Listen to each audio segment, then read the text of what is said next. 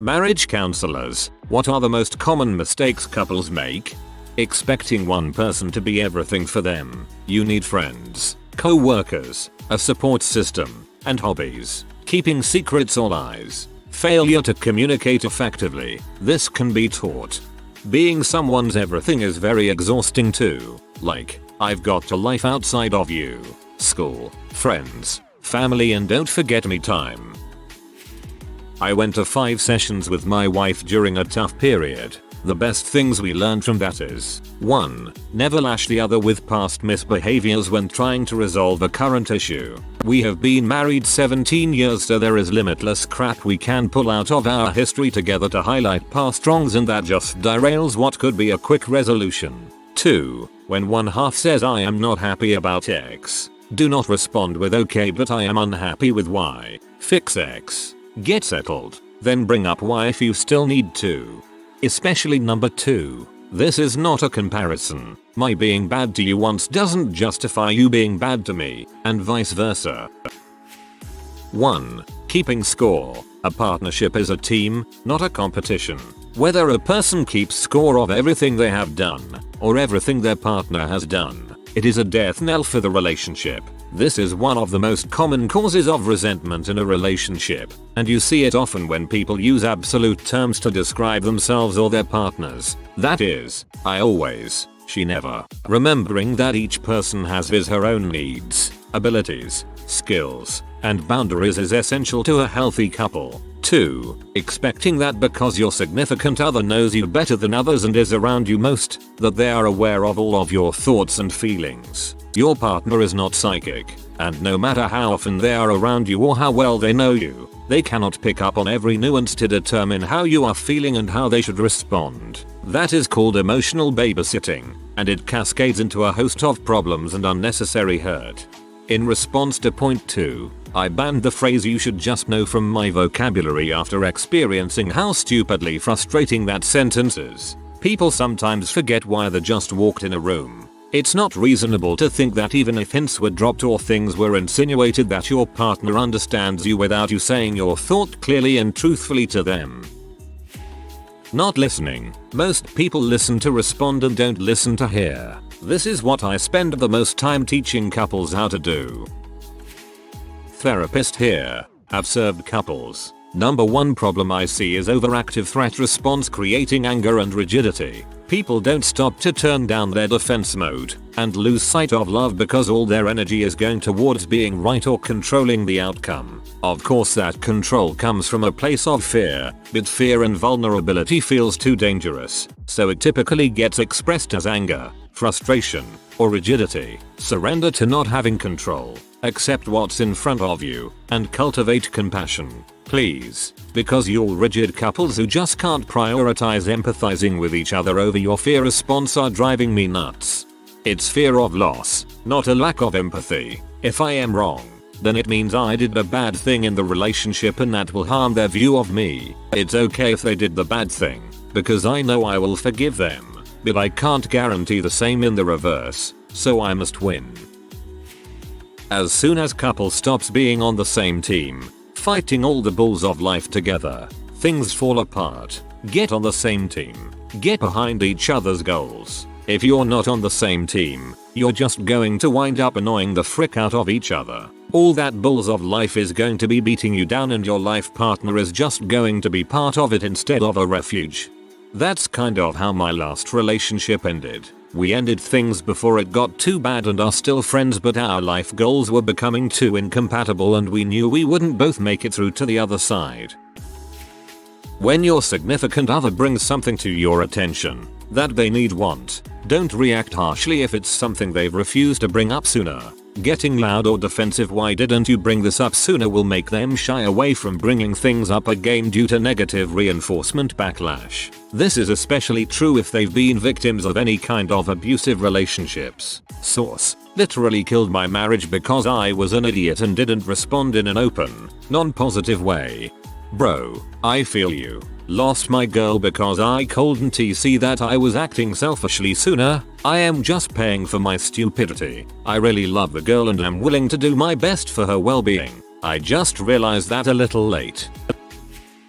One of the most toxic things I have found in doing marriage counseling is when couples think of themselves as individuals who happen to be together and not as a couple. Not that I'm advocating enmeshment. That's not really marriage. That's having a roommate, or perhaps less than that even. Marriage is a union of two people. That's what the unity candle and sand knots are all about. There is a bringing together of two lives that is inseparable. If either member still conceptualizes themselves as a solely autonomous individual whose actions and dispositions impact only themselves, things will go bad eventually. They go bad because it results in a person caring more for themselves than their spouse. This is seen where couples spend money behind each other's backs because it's my money. Why does it matter when couples keep secrets from each other, which inevitably results in pain? This is seen when couples don't stop to consider their spouse's thoughts, feelings, desires, dreams, abilities, and strengths alongside their weaknesses. The remedy to this is behaving as a unit in small ways and in large. If you're getting something from the fridge, see if your spouse wants something. It even helps in arguments. No longer is it spouse against spouse, but it's the married couple against the issue causing stress to the unit. When one person considers a course of action, their thoughts ought to be about how it impacts the unit. TLDR. And the two shall become one flesh, so they are no longer two but one. Well put. Enjoyed this. Feel like I've learned something. People don't learn to fight. You have to fight fair in a relationship. People go nuts when they get mad, and some couples never learn to fight in a way that honors the person you are fighting with. It is so important to learn to respect space, don't assume motives, and take turns in explaining your views. It's a big deal and I work on it quite a bit in counseling. This is really a part of relationships. People change and one of three things happens. 1. You change in the same direction. 2. You change in different directions and find a new arrangement for the relationship and new personalities. 3. You change in different directions and you don't find a new arrangement. We had some friends who got married and we tried so hard to keep them from getting married. He was immature, and she was incredibly immature. She had been engaged 3 times. Each time she was dating the next person within a month of the engagement falling through. In one case it fell through less than a month before the wedding and she was dating the new guy within a week. This is actually the 2 friends that ended up getting married. They constantly fought. I mean, constantly. I've been present when he's taking off his ring and asked if she wanted it back. Last I saw of them they were still fighting constantly, and I'm convinced the only reason they're still married is because they're religious and don't want to be seen in a divorce or don't realize how miserable they are. I don't know if they will ever mature, but knowing each one I know that they will do so in very different directions. This is why people who have not matured should not get married. I work with couples and their relationships a lot in my line of work and do some forms of counseling, though it is not my job or training. But one of the common threads I see running in the midst of relationships, marriages that fall apart, is a kind of selfishness. People that don't quite realize that marriage works best when you are both acting in the other's best interest and seeking their happiness more than your own. It crops up a lot, but not exclusively, in sex intimacy. If your primary concern in sex is you are not going to build any kind of bond or intimate connection, and nor is it going to be much fun for your partner. Marriage is a lot about sacrifice, and the couples I see thriving are the ones who are each willing to make sacrifices for the other and for their family. Couples who get married thinking that the coming decades of marriage are going to be exactly like the dating or the honeymoon phase, when they face major challenges or speed bumps in their life together, have a real hard time dealing with it. But I thought I was supposed to be happy. Not a marriage counselor, but going to a marriage counselor believing that it's like a judge and he will tell them who's right and who's wrong. The gang gets analyzed. Current marriage, couple and family masters counseling student here. Unspoken family rules that you bring into relationship are huge. Obviously you didn't grow up together, and depending on how you did grow up, you may have had completely different family of origin foo experiences. It can be as simple as your foo separated out laundry by color and your sos just threw everything in together, so you have different family rules regarding laundry, to your foo had the rule of family problems stay in the family and your sos family talk to people outside the family about all the problems freely. Everybody has these rules. Talking about them and uncovering them without judgment will go a very long way in maintaining and deepening connection. If you don't talk about them, it is easy to get into negative interactional patterns that are just rehearsals of how your food did things and not creating healthy, mutually safe patterns. Also, I recommend that everyone in relationship take an attachment style quiz and compare their attachment style, secure, anxious, or avoidant, because that reveals a lot of unspoken rules as well. I'm not a marriage counselor, but my wife posted a very meaningful and controversial article the other day and tagged me in it because I agree with its philosophy. It was titled "Your kids should not be the most important part of your marriage." Of course, many parents were offended and complained bitterly about the article. But we don't make our kids the center of our marriage. We devote a lot of time to them and keep them healthy and educated, of course, but we spend just as much time on each other. If mom and dad are happy, the kids are likely to be happy. On many occasions, my wife will rush to get a few things done for the kids in the morning and ask me, playfully, "Hey, you wanna do me in the bedroom real quick?" And I will fix dinner and get the kids to bed so her and I can have some fun and cuddle while we talk about our day. Kids don't define your marriage, you and your spouse absolutely do. My parents had this philosophy too, and I'm so happy they did. Of course I took it for granted at the time, but having that much stability and safe feeling at home made me a very secure and confident teen adult. I'm in my 30s now and still have a great relationship with my parents. Not to brag, but they did an amazing job, haha. Not a counselor. Bit of advice I received a long time ago from a nurse. I was working a unit as a CNA, and the old, intimidating, and smiling veteran nurse, my favorite, on the unit walks onto the unit from lunch holding hands with her husband, a Terry Pratchett look-alike. My young 20-ish self commented that you don't see that every day. She retrieves her battered clipboard from the desk, leans into me, and says, "You want to know the secret, kid?" I say yes, because who doesn't want to know the secret? And there's this collective lean in from the entire desk. Docs, nurses, support, pens stop moving. People don't know how to grow and change together. You will change as you age. So will your partner. The question is, do you know how to grow and change together? Then she walks off. The answer: a call light. Wisdom to hold on to. The girl you marry doesn't exist anymore. She's grown up, hopefully, and changed. Biggest mistake is waiting too long to get help. Repeat issues coming up again and again will not resolve themselves. Get help before it's helpless. As I'm recently divorced marriage therapist, I cannot stress enough how important acknowledging repair attempts and keeping intimacy alive are as life-sustaining nutrients for your marriage. BTW, my ex is a therapist who changed religions and no longer thought sex was important.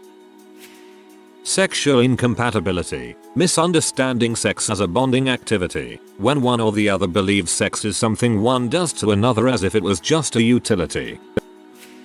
Wife doing her master's in psychology and has a certificate in marriage counseling. The main mistake being the use of the word you, your, or any similar words targeting the other partner in an argument. For example, you said you would do the dishes. This puts the person receiving the comment into a defensive mode and they stop listening and get defensive. Thus, communication breaks down.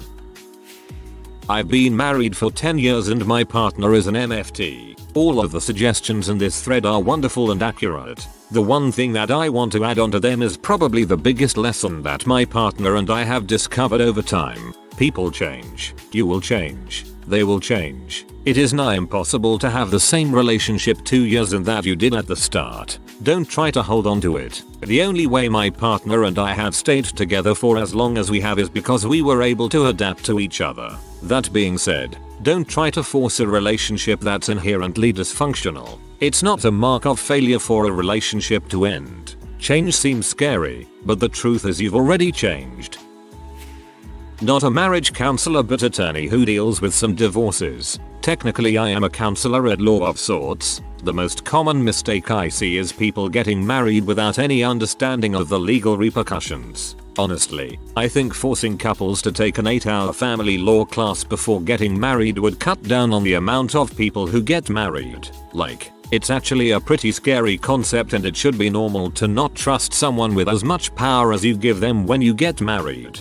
Basically once a week, I get a phone call like, My husband is spending all my money. I need a divorce and my money back. That money is gone and it is almost certain there is nothing you can do about it. It's like people literally have no idea about the concept of marital estate. My wife and I have been together for nearly 30 years and happily married for almost 20. Communication is key. My parents had very poor communication skills when I was growing up, and I saw how it affected them, and I also often bore the burden of enduring their silent anger. I vowed to not do that. It can be difficult, but you have to talk. This is critical. Of course, every couple is different and has different ways to converse, but it must be done. The most important thing I would stress is don't go to bed angry. If my wife and I have a problem, we talk it out or the lights stay on until we're done.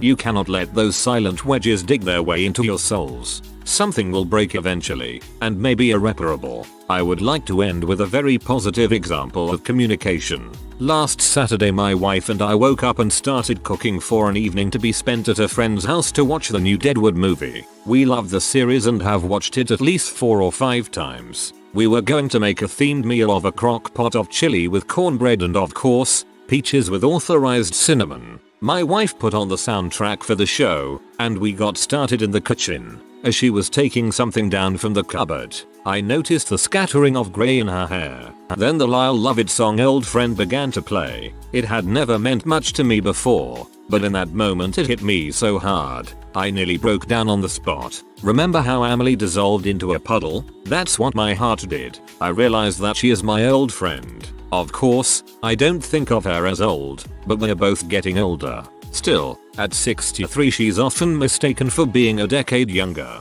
Attitude and energy counts for a lot, and that's part of the reason why we fit so well, because we still feel young at heart. I took a minute to compose myself and we carried on cooking, but that feeling wouldn't go away. It wasn't as if I didn't know that she's the love of my life, but that moment was such an intense confirmation that it took me 2 days to tell her because I wasn't sure that I'd get through it without breaking down. And I didn't want her to think that my tears meant something was wrong. I told her yesterday afternoon when I got home from work, and she was so happy to hear it. She's been out of work for 6 months, and really struggling with feelings of inadequacy and attractiveness. We've both gained some weight, but to me, she's still as beautiful and sexy as ever. She really appreciated hearing how I felt exactly because she was dealing with all these negative thoughts, and just me telling her how I felt was a big boost for her. Talk to your partners. People, don't assume. Confirm. Love needs to be nurtured in order to last. Do the work.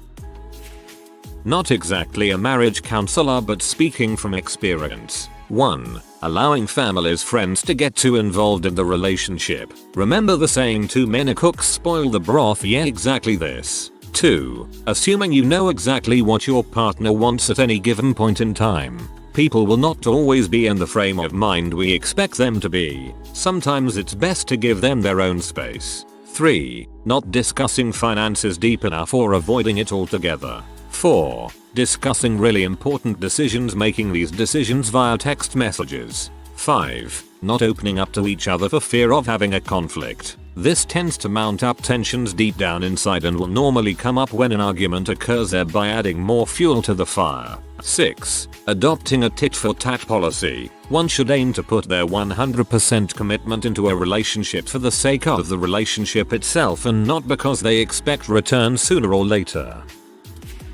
Marriage counselor in TX. Probably one of the biggest mistakes that couples make is forgetting that they're on the same team, and they fight to win instead of fighting to resolve. Focus on hearing and understanding each other, and engage in disagreements with an eye on coming together, and compromise will follow easily. Also, sex is good, important, and okay to talk about. Couples make the mistake of thinking that sex is one of those things that they should just intuitively understand, but life doesn't work like that.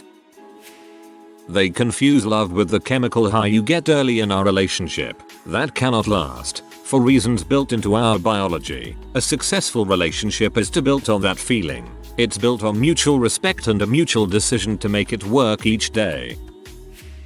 When you're hurt, say so, and stop trying to hurt back. When someone does something or says something hurtful, whether conscious or not, let them know in a non-accusatory way before you begin the game of throwing daggers. Much of the relationship damage that couples endure is the back and forth hurt each other game that snowballs out of control, causing a ton more damage.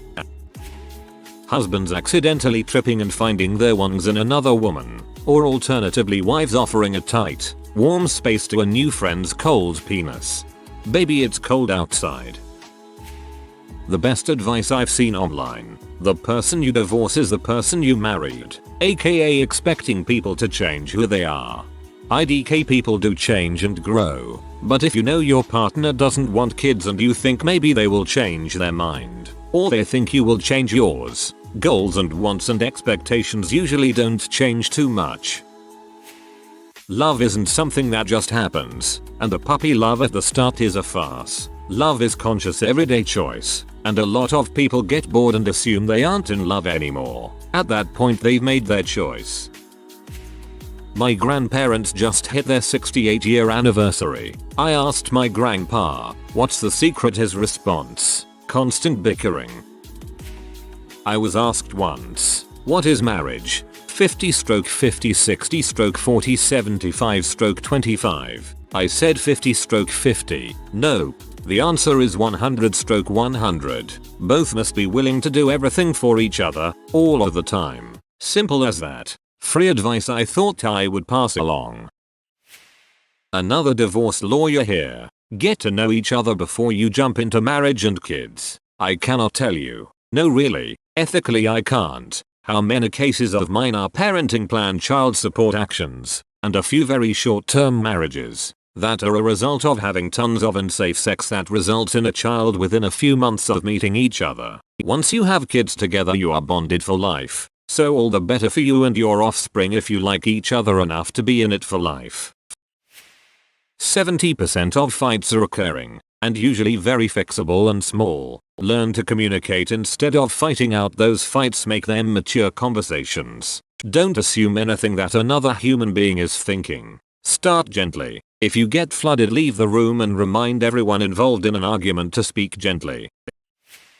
I am a clinical mental health counselor and I do quite a bit of marital, family, and premarital counseling. This is a question with many different answers, many of which have been answered in the hours before I arrived in the thread. I had clients today, but if there is one thing I would say is the most important factor in success or failure in a relationship, it is active listening. People nowadays simply do not know how to actively listen to one another. Social media and a false sense of hyperconnectivity make this issue much worse. Older couples with beautiful mutually supportive marriages have naturally identified the importance of listening and have negotiated the ways their partner needs to be heard. Relationships succeed or fail on this simple premise: be still and listen to your partner.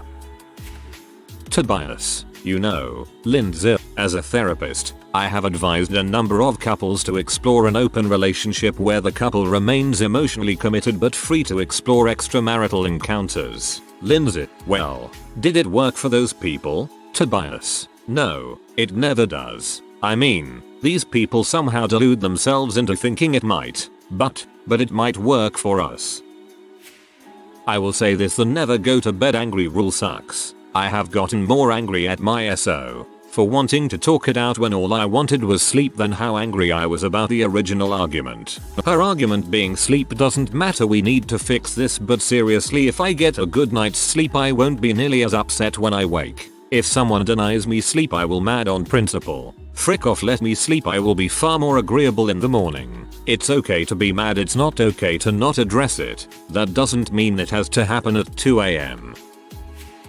Not a counselor but happily married 15 years here. Your partner is your best friend. Even when you're annoyed, even if you're having an argument, they don't stop being the person you love and the person you want to be with. So stop trying to be right and remember you're a team, both pulling in the same direction.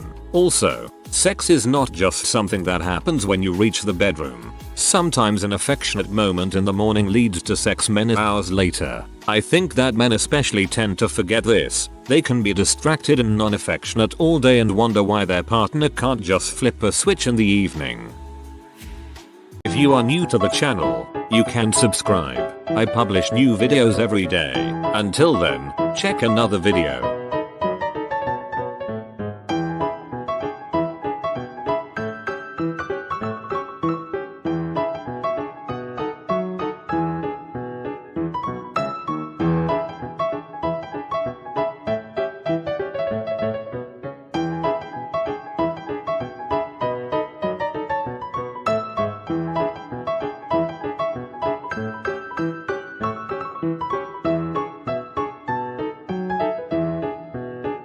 Bye for now.